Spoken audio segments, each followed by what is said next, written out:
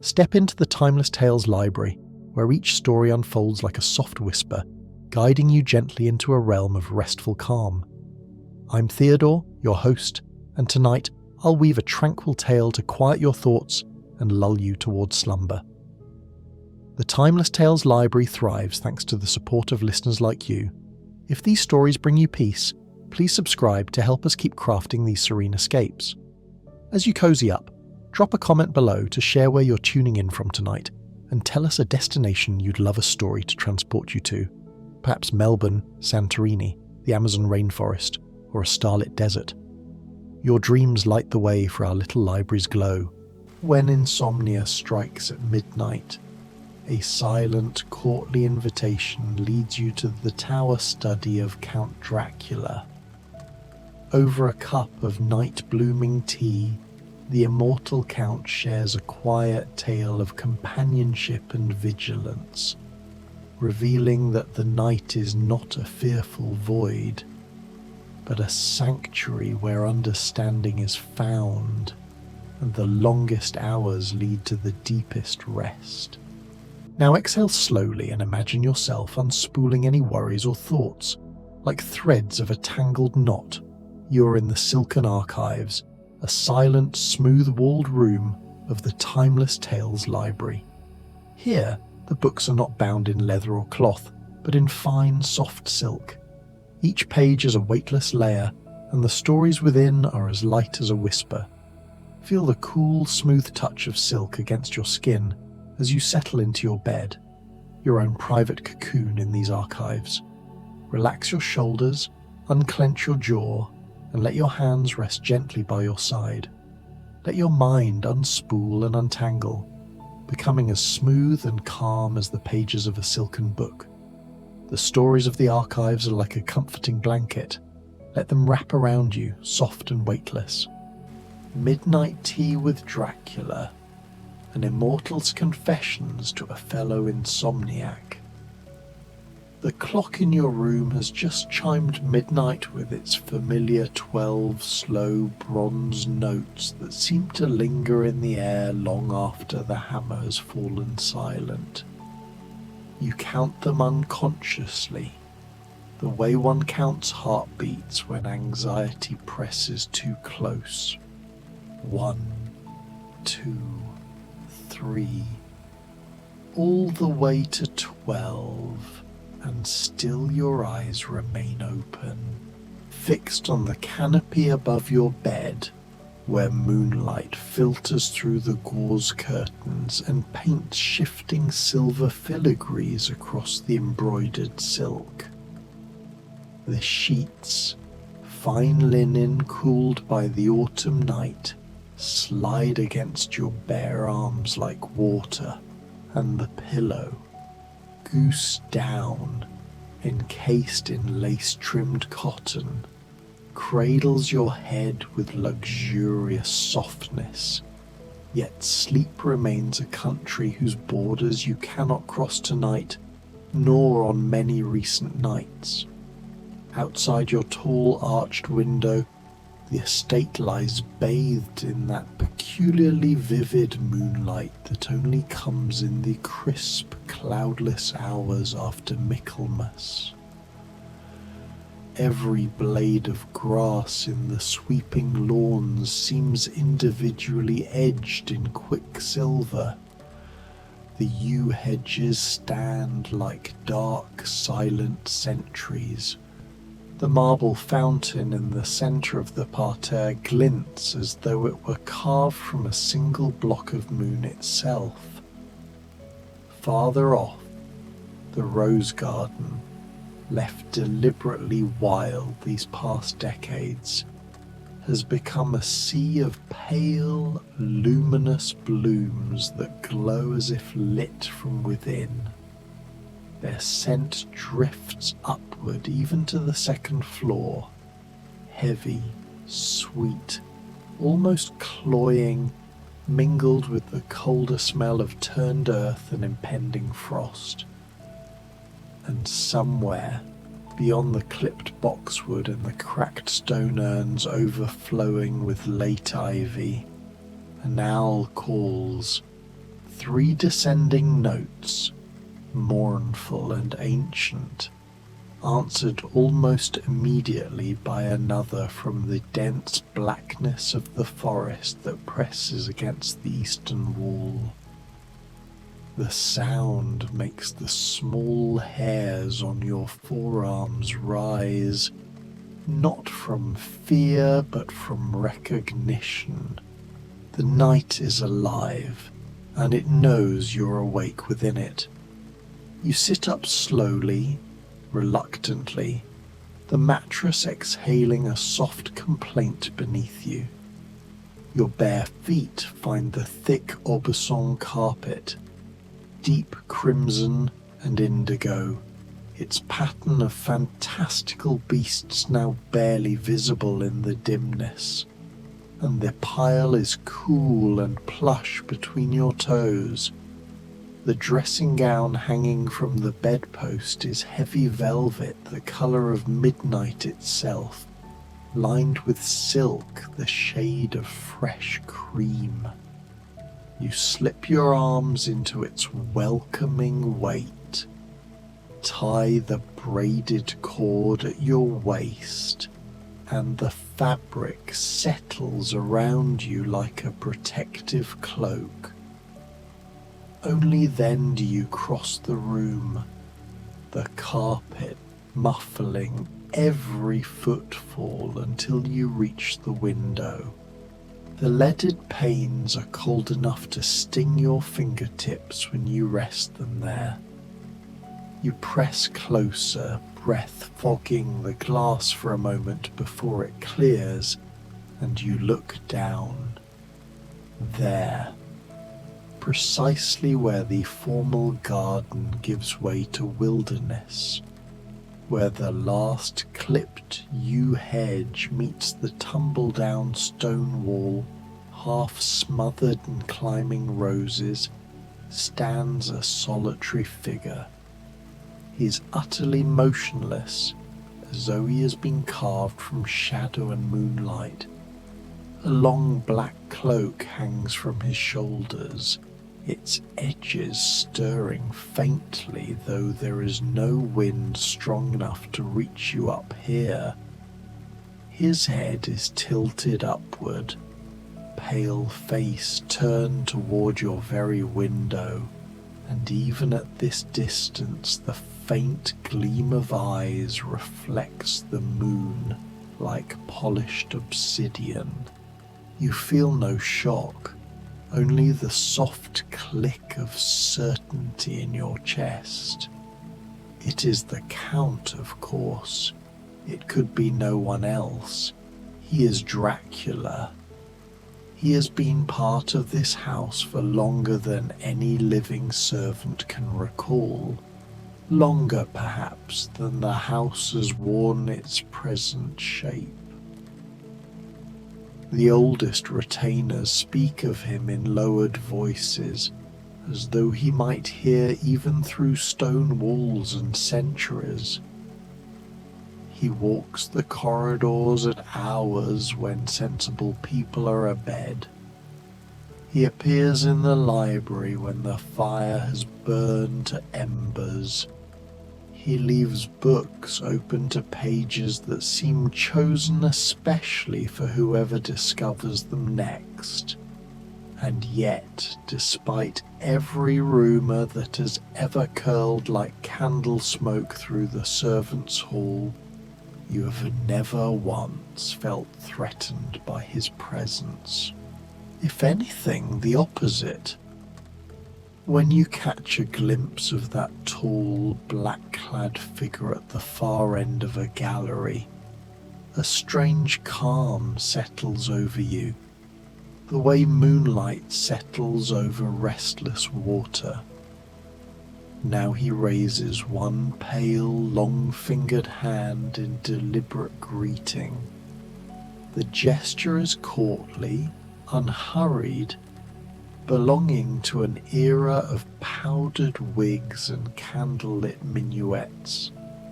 Then, with the same graceful economy, he turns slightly and indicates the eastern wing.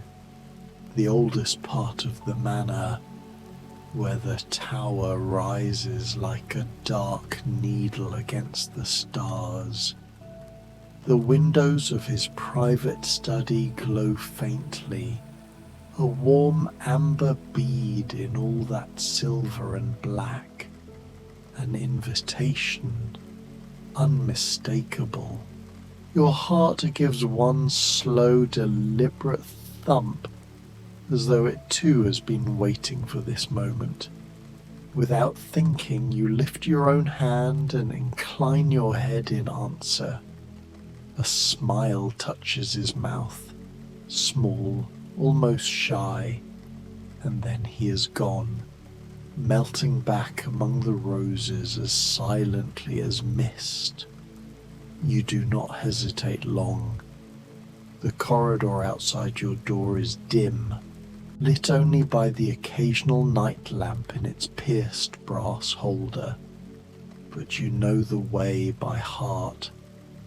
Your bare feet make no sound on the ancient Turkey runners, their colours long since softened to indistinct richness by generations of footsteps. Portraits line the walls, severe men in Elizabethan ruffs, elegant women with pearl chokers and knowing eyes, a stern cavalier whose hand rests on the hilt of a sword that looks as though it has tasted battle. Their painted gazes follow you, yet tonight there is no menace in them, only curiosity, perhaps even approval. The air smells of beeswax and old wood, of dried lavender from the bowls on the pier tables, of stone that has held the warmth of countless summers and the chill of countless winters. Somewhere far below, a clock ticks with stately patience. You pass the long gallery where moonlight spills in pale rectangles across the parquet, turning suits of armour into silent silver giants. You pass the grand staircase that curves downward like a frozen waterfall, its newel post carved into a leaping wolf. You do not descend. Instead, you keep to the narrower passage that leads toward the east wing, where the carpets give way to flagstones worn into shallow basins by centuries of use. The door to the tower staircase stands ajar, exactly as you knew it would. A thin line of golden light glows along its edge, inviting. You slip through. The ascent is slow, deliberate. The stone steps spiral upward in a tight, graceful coil, each one slightly dished in the centre from the passage of feet that trod here when Shakespeare still drew breath, when the Armada was a fresh terror, when the Black Death was a living memory. The walls are rough-hewn stone at first, then smoother ashlar higher up, cool and faintly damp beneath your questing fingertips. Arrow-slit windows puncture the thickness at regular intervals, stands welcomingly open. Warm light pours through, along with the most wonderful mingling of scents. Bergamot and chamomile from the tea, old leather and vellum from the books, beeswax from the candles, and beneath it all the faint, sweet smokiness of applewood burning slow on the hearth. You pause on the threshold and rap gently on the jamb with your knuckles. "Come in, my dear friend," his voice answers at once low and resonant, carrying that faint trace of an accent no map can quite locate anymore. Dracula smiled. I hoped the night might bring you. You step inside and the room folds around you like the softest of embraces. The study is perfectly round, following the tower's curve, and every inch of wall between the tall, mullioned windows is lined with books. They rise in teetering stacks of morocco and vellum, gold lettering glinting faintly, Latin, Greek, Arabic, Cyrillic, scripts you cannot even name. A spiral staircase of wrought iron climbs to a narrow gallery halfway up, where yet more volumes huddle. Globes of the world, as it was understood in 1623, in 1789, and 1897, stand on claw-footed stands. An astrolabe of brass and verdigris gleams on a table beside a human skull, whose cranium has been neatly sawn and hinged. Whether for study or memento mori, you never dare ask.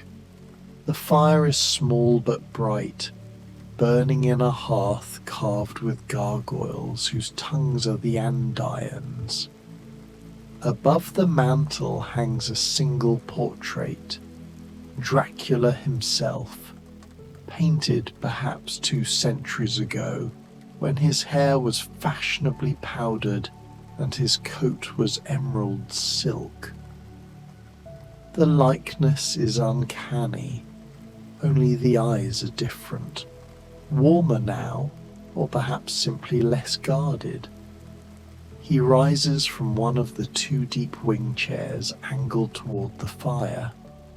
The chair's twin waits for you, its cushions already bearing the faint indentation of many such nights.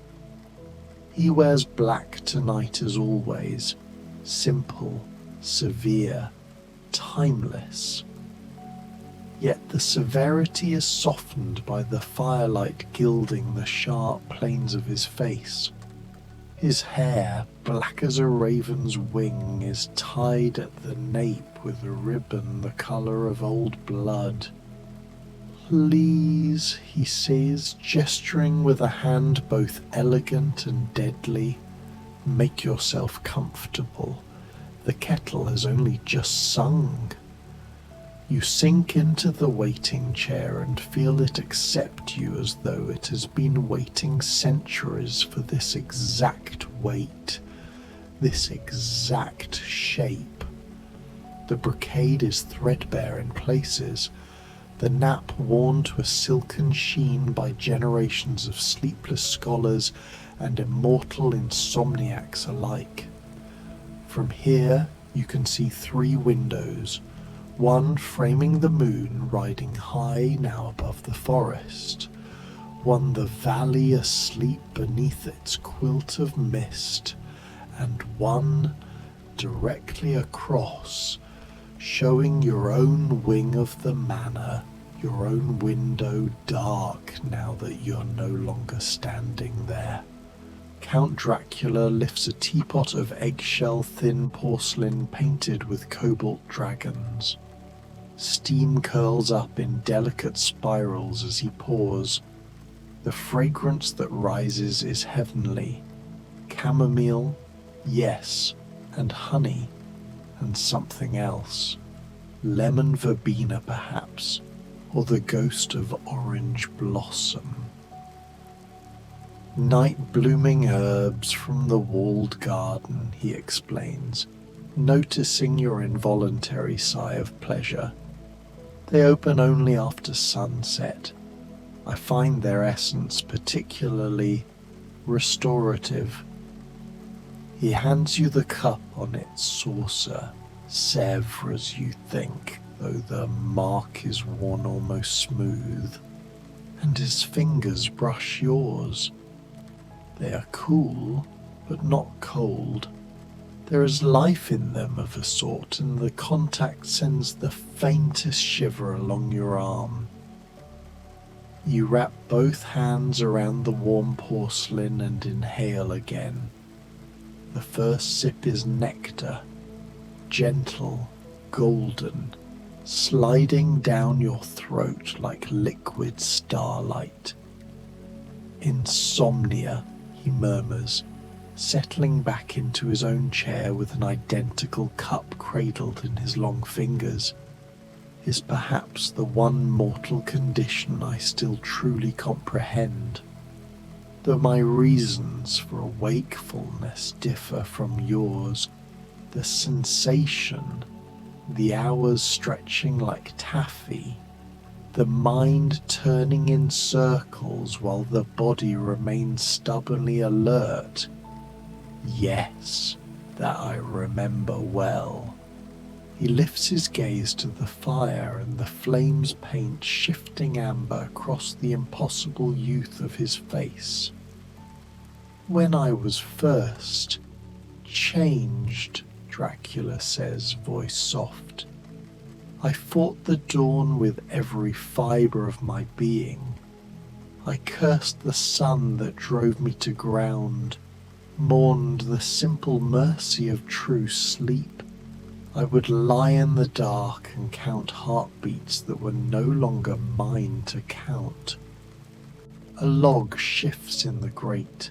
Sparks fly upward like brief constellations. But time, time is a patient tutor. Eventually I learned that night is not the absence of the world, but another world entirely. Quieter, yes, more honest, certainly. In daylight, men hide behind manners and smiles and lies of convenience. After midnight, the masks slip. You see people, truly see them when they believe no one is watching. He turns his head then, dark eyes catching yours and holding. That is why I watched for your light tonight. I thought perhaps another soul wandering the country of midnight might welcome company. The honesty in his voice undoes something tight inside your chest. You find yourself leaning forward. And is that all? You ask quietly. Simple companionship? A faint smile curves his mouth. Partly, but also, I find myself in the mood for stories. I have so many, gathered over quiet centuries, and so few willing ears that do not fear the teller. He sets his cup aside and folds his hands loosely in his lap. Would you permit an old creature to entertain you with a tale or two? Perhaps the hours will pass more kindly. The fire settles into a steady glow. Outside, the moon begins its slow descent toward the mountains. You pull the velvet dressing gown closer around your shoulders, settle deeper into the chair that fits you as though it were built for this exact moment in time, and nod. Tell me, you say. His smile deepens, revealing just the faintest hint of fang, more promise than threat. Very well, Dracula says, voice dropping into the rich, deliberate cadence of one who has told stories to kings and courtesans and plague victims alike. Let me take you back a mere 150 years, no more than a heartbeat to me, when the Carpathians wore deeper snow than they do tonight, and the wolves sang louder than the church bells, and as the fire crackles and the sea steeps and the moon slides across the tower windows like a great silver coin, His words begin to weave their ancient spell around you, drawing you gently, inexorably, into the velvet heart of the night. Dracula lets the silence settle for a long, delicious moment, the way one lets the first sip of rare wine rest upon the tongue. The fire gives a single, contented pop, and somewhere high in the tower, a loose pane of glass hums in the wind like a distant cello string. Then he begins again, softer than before, as though the words themselves are being drawn from the embers. This story, he says, has no castles, no wolves, no midnight journeys across half a continent. It is smaller than that, and therefore larger. It began only a few years ago, on a night much like this one, when the moon was full and the frost drew delicate ferns across every window pane. He leans forward a fraction, elbows resting on the arms of his chair, fingers steepled beneath his chin.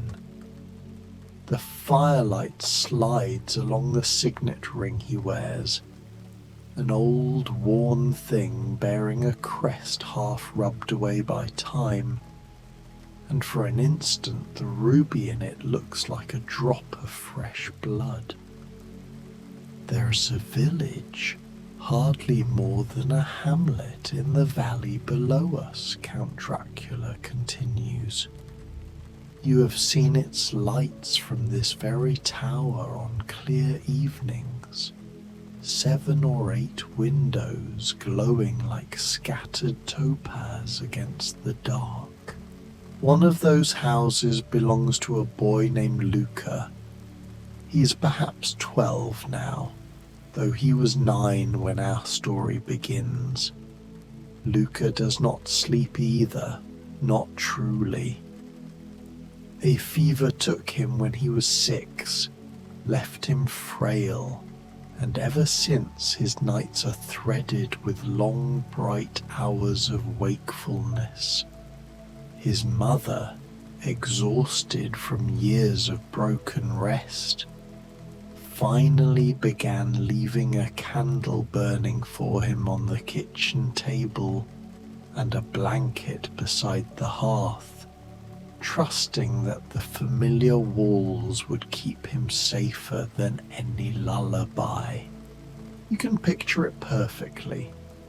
The low-beamed room, the hearth's low red eye, the child curled in a too large chair with a book open on his lap, hair tousled, eyes enormous in the candlelight. I first noticed him, Dracula says, because his candle never went out. Night after night, winter and summer, that single small flame burned while the rest of the valley slept.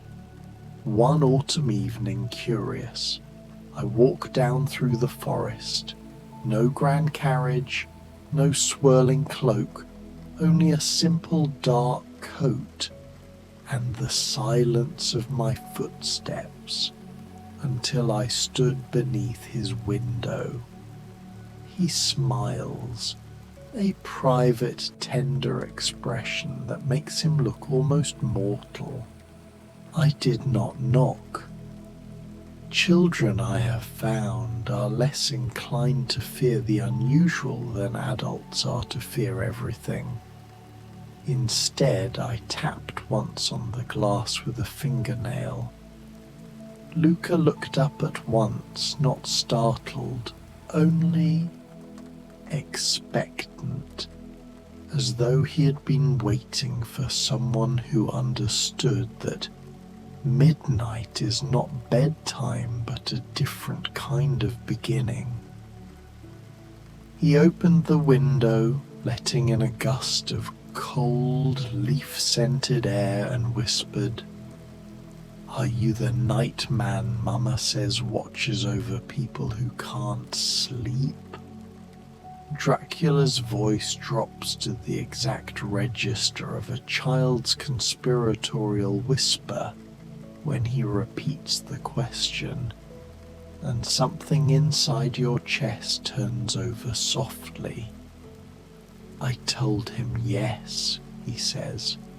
That is close enough to the truth. Since that night, whenever the moon is bright and his candle burns, I visit. We do not speak much.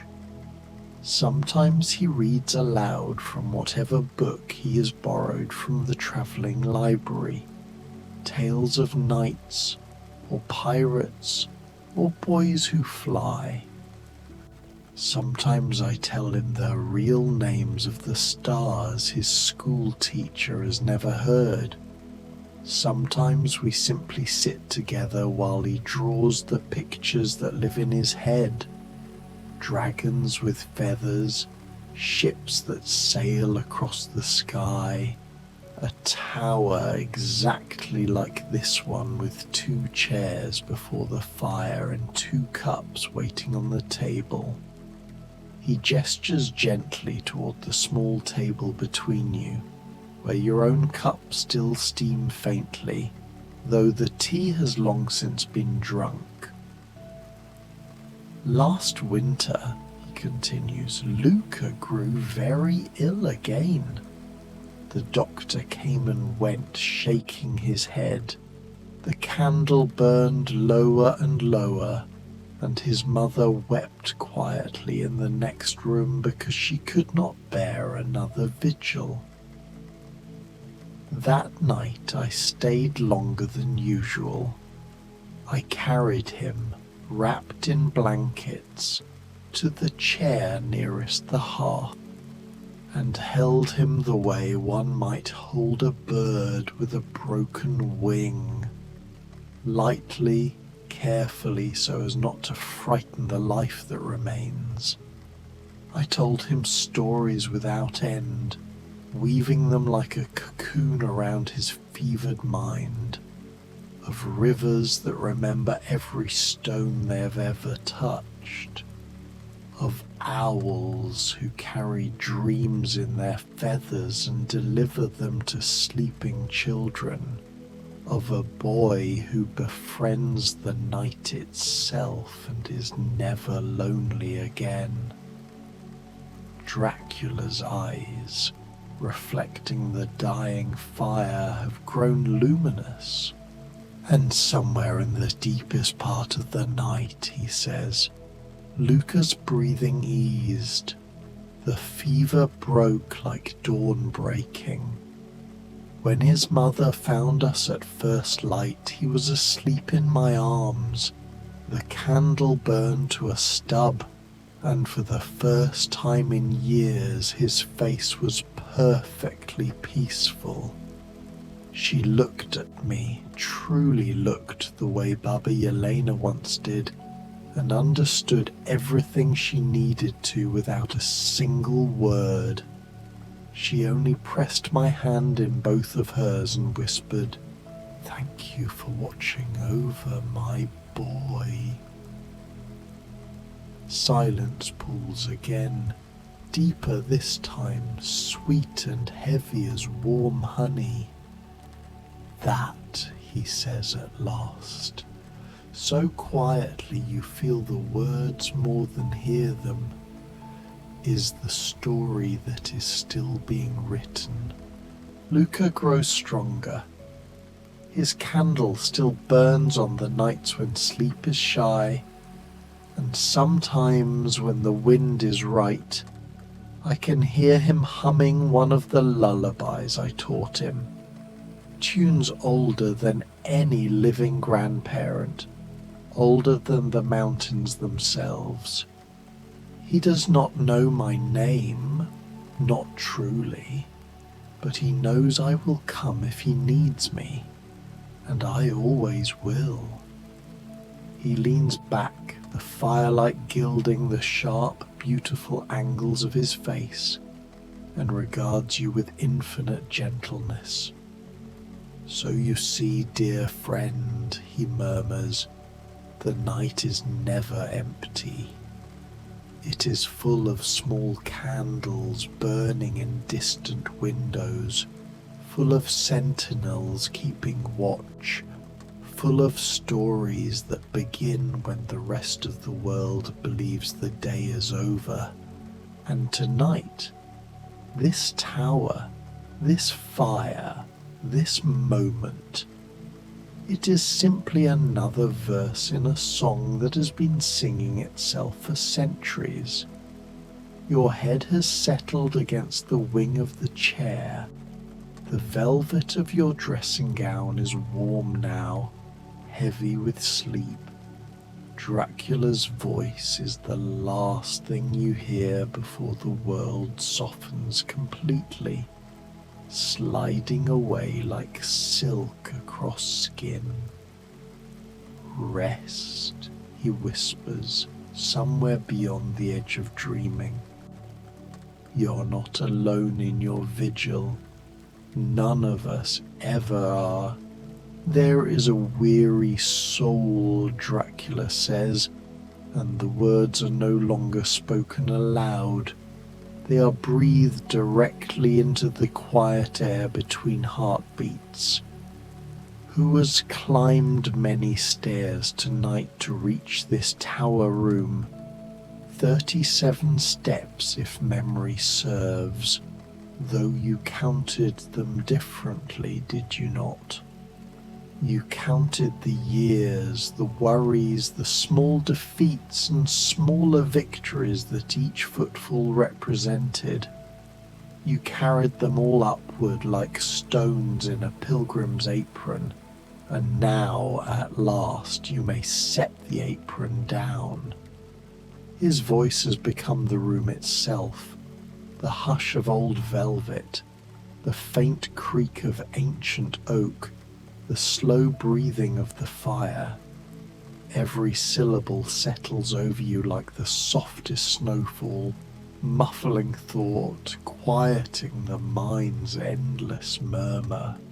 This soul, he continues, has known too many nights when the clock's hand seemed stuck, when the darkness pressed close enough to taste, when the space between one breath and the next stretched into a country without borders.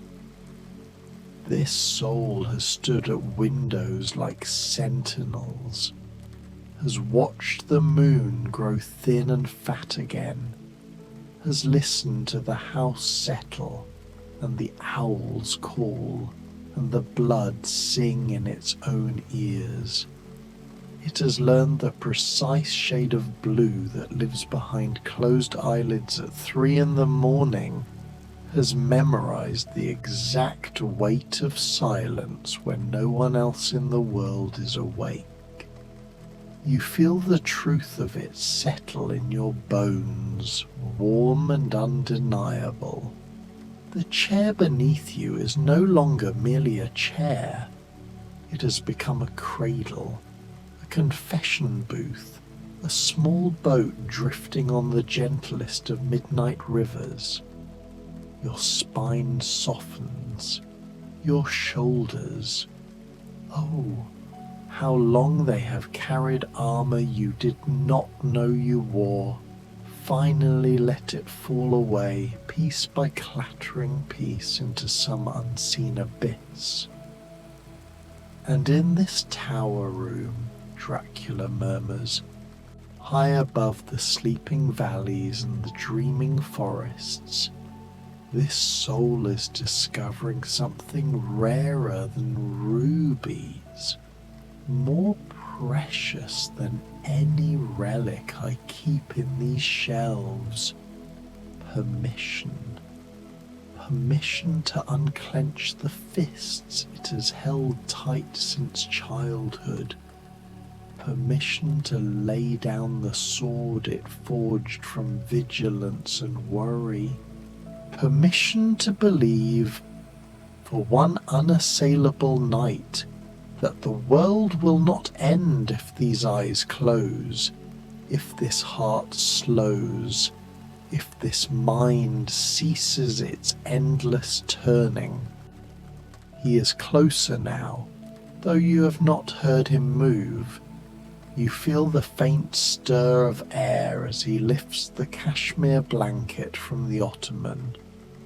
Deep indigo, embroidered centuries ago with tiny silver stars now softened to grey, and spreads it over you. The weave is impossibly fine, warmed by the fire, smelling faintly of cedar and dried lavender and something older, like parchment and candle smoke and the dust of long-forgotten ballrooms. It settles across your chest, your thighs, your feet, until you are cocooned in centuries of gentleness. The tea has done its quiet work, he says, and you feel the ghost of a cool fingertip brush a stray lock of hair from your forehead. Not with sorcery, never that, but with simple, honest herbs that remember moonlight, the way some people remember their mother's voice. Chamomile that opened its face only after sunset. Lemon balm harvested while the dew still trembled. A single sprig of valerian that grew beside the grave of a woman who died smiling. They have slipped past every guard you set, past every bolted door, and unlocked the one room you kept darkest. The room where exhaustion lives, and longing, and the small child who was once told that big boys, big girls, brave souls do not cry for sleep. The fire gives one last generous sigh and collapses into a bed of rubies. Somewhere in the walls, the old house breathes with you, in and out, slow and steady, the way a mother breathes with a fevers child on her breast. Listen, Dracula whispers, and you do, though your eyelids have become velvet curtains too heavy to lift. Listen to the night forgiving you. Listen to the darkness folding its wings around you like the oldest, kindest raven. Listen to your own heart learning a new rhythm, not the frantic drum of worry, but the slow tidal cadence of oceans that have never once forgotten how to reach the shore. His voice is everywhere now, in the blood moving through your veins, in the hush between heartbeats, in the dreams already gathering like soft grey doves at the edges of vision. Sleep, beloved sentinel, he says, and the endearment is so natural, so utterly without artifice, that tears you did not know you still possessed slip from beneath your lashes and are kissed away by the blanket's edge. Sleep, knowing that every sleepless night you ever endured has led you here, to this exact chair, this exact hour, this exact mercy. Sleep, knowing that I will be here, reading or writing, or simply watching the stars wheel, until the first pale rumour of dawn touches the highest window, and longer, if need be, always longer. The lullaby begins then, not with words, but with a thread of sound so pure it might be the emery of music, a low minor key humming that holds every cradle song ever sung beneath every roof since roofs were invented. It rises and falls like breathing, like tides, like the slow turning of the earth itself. You're walking now, no, floating, through gardens that exist only in the country behind closed eyes. Roses bloom in impossible colours, silver, indigo, the pale gold of candlelight seen through tears. Their scent is the scent of forgiveness. Dracula walks beside you, no longer tall and cloaked in midnight, but somehow the same height as you, barefoot, his hair loose and shining like spilled ink.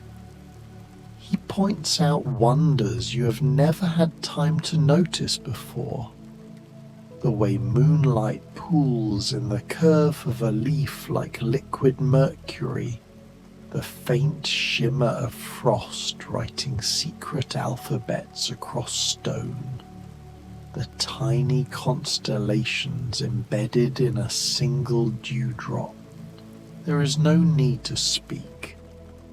Everything that ever needed saying has already been said in the language of presence, of shared wakefulness, of tea drunk slowly in a tower while the world below forgot to be afraid.